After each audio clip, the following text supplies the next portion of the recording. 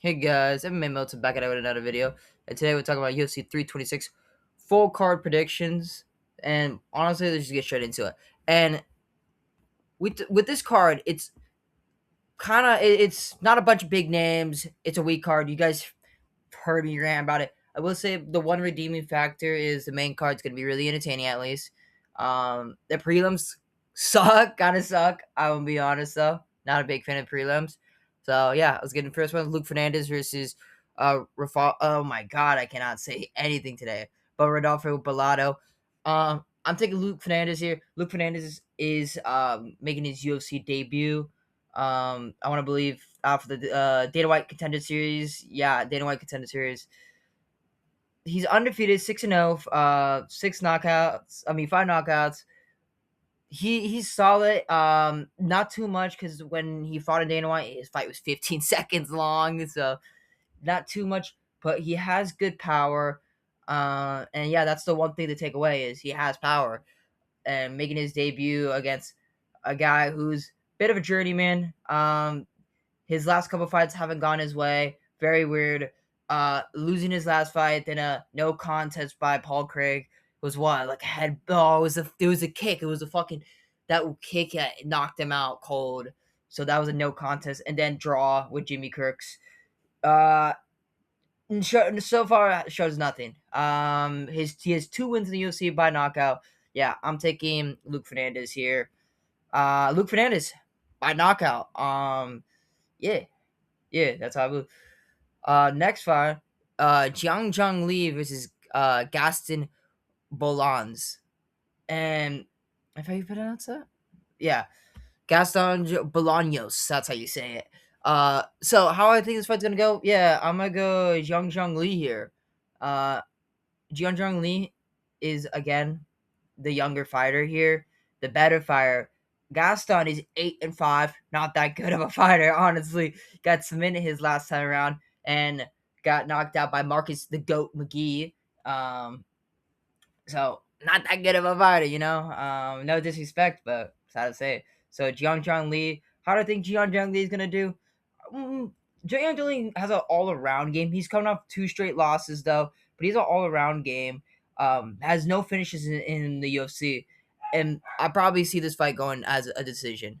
So yeah, decision here for Jiang Zhang Li, and the next one is Rafael Tobias and TIR Nogaze.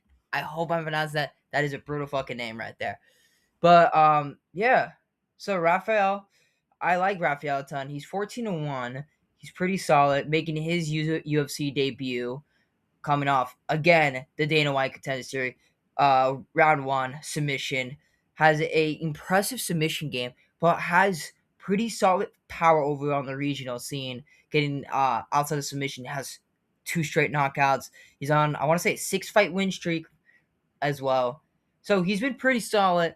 And was impressive in the Dana White contender. Oh my god, I cannot speak. I apologize. In Dana White's contender series, Diarra is got submitted his last two times around, and how I think it's gonna go, he's gonna get submitted again. So yeah, I'm gonna take Rafael Tobias by submission here, and yeah, that's how I see. Next fight is Sumiderji versus Jesus Aguilar. And this fight's a little intriguing for the prelims. You got Jesus. Jesus is a pretty solid fighter with a nice submission game. Coming off a win on UFC No Chiz outside of that loss.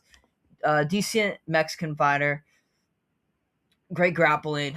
Solid striking. Like, oh, not solid. Okay striking. I say I give him okay striking, but more of a grappler. Um, and Sunya is a I what the fuck did I just say? I'm sorry. Freaking Sumiderji. There you go. That's how you say Sumiderji. Is has 13 knockouts, has great power. Uh, issue is this guy sucks at fucking grappling. He's been submitted 6 times? How the fuck you get submitted 6 times? He got submitted by the likes of freaking Tim Elliott, Unk. Uh, that's like the one notable loss he has is against Tim Elliott. But yeah, for a flyweight, he has great power, 13 knockouts. But the issue is, yeah, he's been submitted 6 times. So I got Jesus Aguilar, but submission. He's gonna get submitted again, and that's how I see it's going. So yeah, that's the early prelims, and we're gonna get into the first fight of the prelims.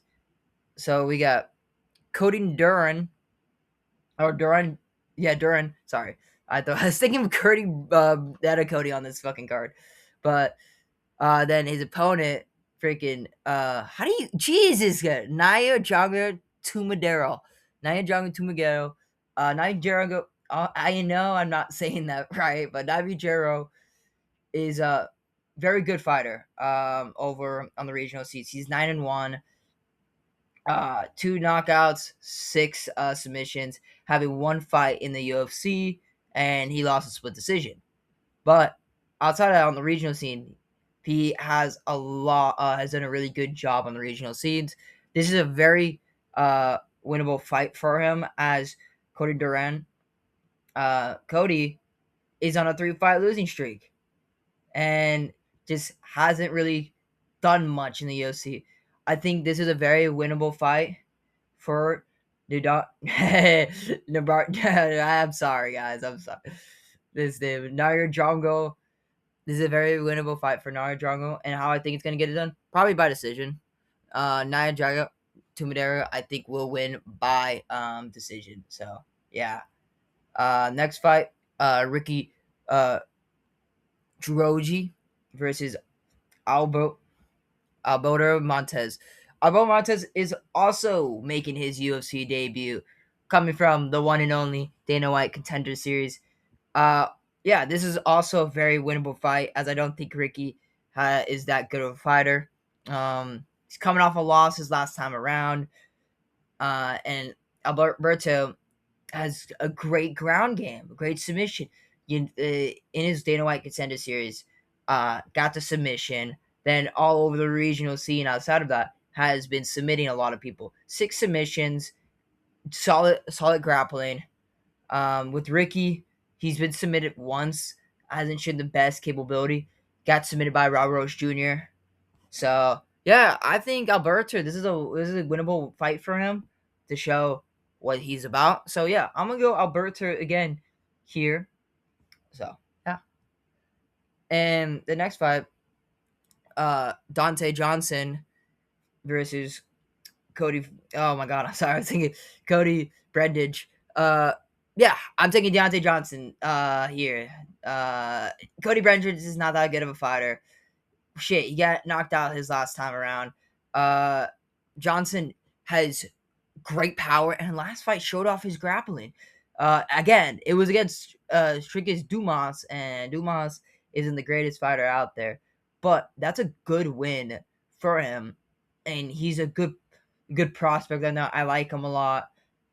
This is his third fight, so yeah, I'm gonna go Dante Johnson here by knockout. I think he's gonna get it done by knockout. But honestly, his grappling looked nice, and I wouldn't be surprised because Cody is just he gets finished in a lot of different ways. He gets knocked out or submitted. 3 knockouts, 2 submissions. He's 11-8. Like, come on. So yeah, I'm going Dante Johnson here. And the next fight we got Cody Garbrandt versus Xiao Long. And I hope Cody Garbrandt puts on a masterclass here. Obviously, Cody Garbrandt, former champ, not the same fighter, but the greatest 25 minutes of his life he had against Dominic Cruz. Like, everyone talks about that performance, but obviously, Unk is not that anymore. Very chinny, and just like not the same fighter he was. I don't know what happened, but this is a very winnable fight for him. Gets a guy he's been in the UFC, but hasn't fought anyone, and he's coming off of losses last time around. This is a very, very winnable fight for Cody Garbrandt. Cody Garbrandt doesn't win this shit. Wrap it up, Unks. You're done. I would just retire at that point. But Cody Garbrandt's on a 2-fight losing streak.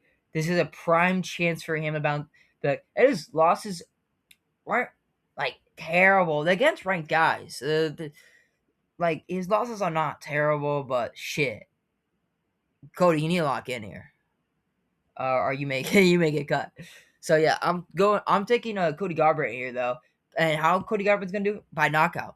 Like I said, this card I think is gonna have a lot of knockouts. I think this card will have a lot of finish. So yeah, Cody Garbrandt by knockout. So yeah, main card time, and we got Gregory RoboCop versus Bruno Ferreira. And how I think this is the rematch, and I'm going with RoboCop again. RoboCop is a very good striker. Fucking huge. This guy's massive. He is massive. Coming off a impressive win, honestly, over freaking Romy Kopylov. Obviously, Kopylov's not the greatest fighter out there, but Kopylov is a former ranked fighter. Then he knocked out Jack Konez. And obviously, he lost to Bruno by knockout last time, but I think he showed a lot of improvement. And outside of that, he's only lost to Jared Cannonier. And Jared Cannonier is a very good. He is chinny because he's so big. He cuts a lot of weight. So I could see him getting chin here. This is a close fight. And Bruno's a very good fighter. Really good power. His last fight around, he went against Marvin Vettori. Absolutely dog walked Marvin Vettori. But that is Marvin Vettori. Mr. Fucking doesn't throw any strikes. Hit me in the face. I won't get knocked out type of guy. Big blockhead. But yeah, this fight's gonna be a banger. And this time I think RoboCop's gonna get done. I like his streak. I think his wins are more impressive because I think Marvin Vettori is washed. Yeah, I think he's on a very good streak. Very good fighter. Both fighters are very good. This is gonna be a great fight, and I'm going RoboCop here. Speaking of another good fight, Drew Dober versus Michael Johnson. Two fucking unks, two journeymans of the UFC till end. And let's just break it down real quick. So Michael John, I first want to talk about Michael John. Michael Johnson's on a pretty good win streak, 3-fight win streak. His last win was against Daniel Zuber, who is a fucking bomb. Thank you, Bobby. I know I didn't talk about, dude. I may not have made a video. I knew Bobby Green was gonna beat this motherfucker because Daniel Zuber is not good. I know I didn't make a video. I want to talk a little bit about the other card. I can't believe Brandon Moreno lost to Loni Caviola. Brandon Moreno is officially washed, like RIP. Like I can't believe I thought Brandon Moreno was actually gonna win. I didn't think Loni Caviola had that in him. But hey, shout out to Loni Caviola. Made the flyweight division 10 times more interesting. But outside of that, Daniel Zuber's a bum. But that's a good win for Michael Johnson. Absolutely exposed his fucking fraud. And that's why I knew Bobby Green was gonna fucking win. But he exposed Daniel Zahubib as a industry plant. And he's on an impressive streak. Obviously, it's Michael Johnson. He loses a lot, but he's on a very impressive streak. One of the best stretches of his career, even though he's unk now. And Drew Dober obviously is the knockout machine. Great power, man. Coming off a win, but he's on a outside of a win, 3 straight losses. Up and down fighter. And I know a lot of people are taking Drew Dober. I've been seeing a lot of people taking Drew Dober. I'm going Michael Johnson here. Michael Johnson's on the better stretches of wins. He's fought his wins are more impressive recently. Drew Dober's obviously coming out a knockout win, impressive. But outside of that, he's been knocked out twice. He's also chinny like Michael. Both guys are chinny. Both guys can get knocked out. Johnson struggles more on grappling, but he's been knocked out before. Dober's been knocked out 4 times. So I think here Michael Johnson's gonna get the win, and I think Michael Johnson could get the knockout here. He showed great power. He knocked down Daniel Zahuba his last time around, and he's just like I said. Johnson still looks fast. He still looks good. So yeah, I'm taking Michael Johnson here. Yeah, do I want to take about? I'm gonna take about knockout. I think he's gonna get the finish here. And this one, we got a battle of Rob Font versus Rob Rose Jr. So Rob Font, even though he's 38, honestly, and coming off a loss over David Martinez, which sucked for him. David Martinez looked really good, the speed advantage there. My issue with Rob Font is he's fought a bunch of fucking nobodies. You know, is one he submitted Ricky fucking Truoz. I cannot pronounce that last name right now. I'm sorry, guys.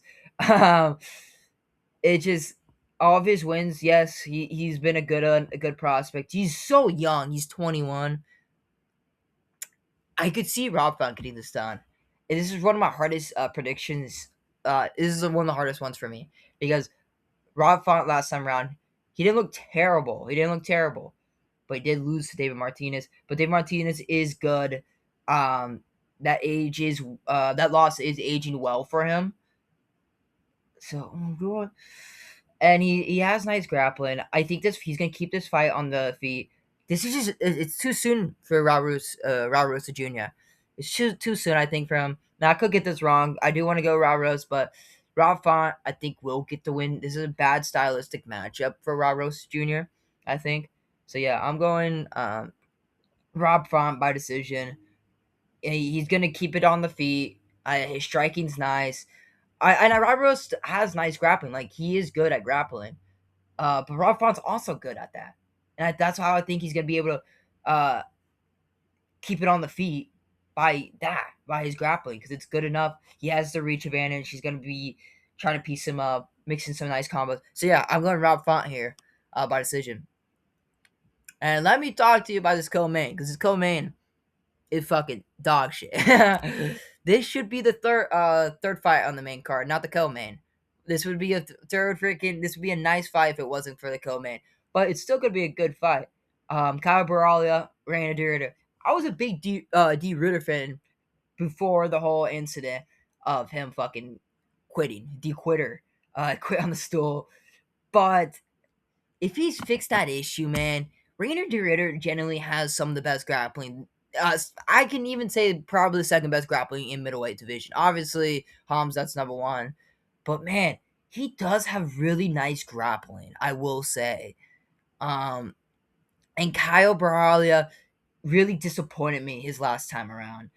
Against Nasruddin Medvedev, could not mix anything in. The striking wasn't going. Got outstruck the entire fight. Arguably got 50-45.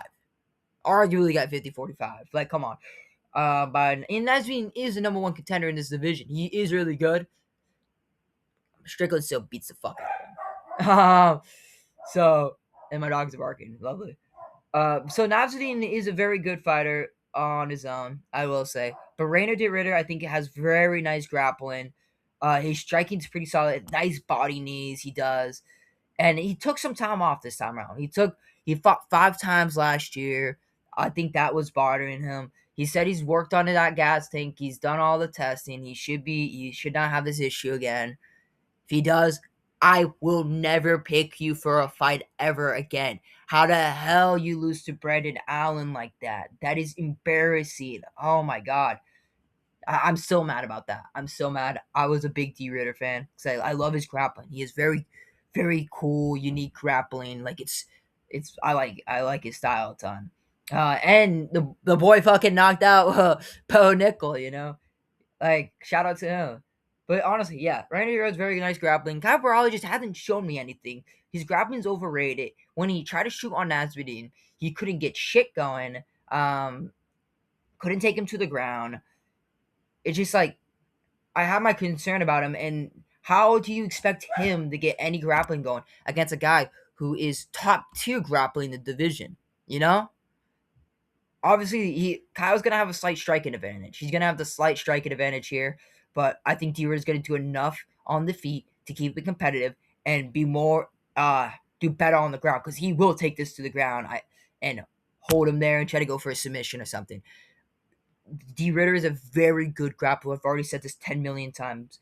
So yeah, I'm going on Reina D Ritter by decision though. I don't think he's gonna get a finish here. Because Kyle doesn't get finished. He's very hard to finish. Very good chin and good enough grappling where he's going to be able to not get submitted. So yeah, Reina de Ritter. And let's get into this banger. This fight is beautiful, man. The main event: Max Holloway, the BMF versus Charles Oliveira, the GOAT. So this fight is it's such a beautiful main event. All of us have been wanting this fight for so long now, and I'm just happy to see this fight happening finally. And just get straight into this. And how I think this fight's gonna go. Max is gonna have the speed advantage here. He's gonna have the speed and striking advantage by a lot. Max, I think, is gonna be piecing up Charles a lot of the times.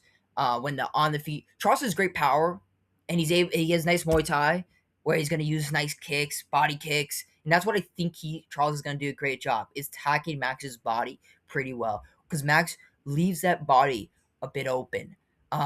We saw that with Ilya. Ilya was able to piece up the body, then go for the knockout. So he does a good job. And another thing I think Charles could get going is the leg kicks here. Max has a hard time. He just takes leg kicks. He doesn't really defend his leg kicks. He's gonna do his thing, walk around, circle, go for combos, but leave that leg open. I think Charles is gonna slice up that leg a little bit, be attacking that leg, his lead leg a lot. But and Charles, what I love to see from Charles is how he's evolved the last couple of fights. Since he lost the belt, he's became more of this wrestling approach. We saw that with Michael Chandler taking him down and holding, and we're really working that in.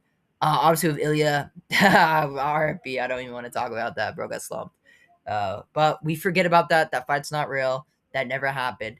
Um, Charles is still very good. His last win, obviously, against Gamrot, just surprising, just takes him down. Gamrot takes him down as well, and Charles is able to reverse positions on him and get control. Then he takes freaking Gamrot down and submits him. Just impressive. He's smart for going for this more wrestling approach because, yeah, he should be striking because he's a bit chinny. And Max as well. What I'm concerned about Max is his chin it's deteriorating. Obviously, he got dropped his last fight against Dustin and got knocked out by Ilya. But I think Max has the advantage still. Max is great. Takedown defense, just great. I think it's like an 83% takedown defense he has, and the striking advantage as well. He's hard to take down, but I will. Oh yes, yeah, I got that shit on point. I know ball guys. So, great takedown defense, but he is going against a guy. He's in Charles, who it will be the best grappler he's ever gone against. My thing is with Max's resume, the best grappler he's gone against is like Brian Ortega, and yes, is Brian Ortega a good grappler? Yes, he ain't Charles Oliveira.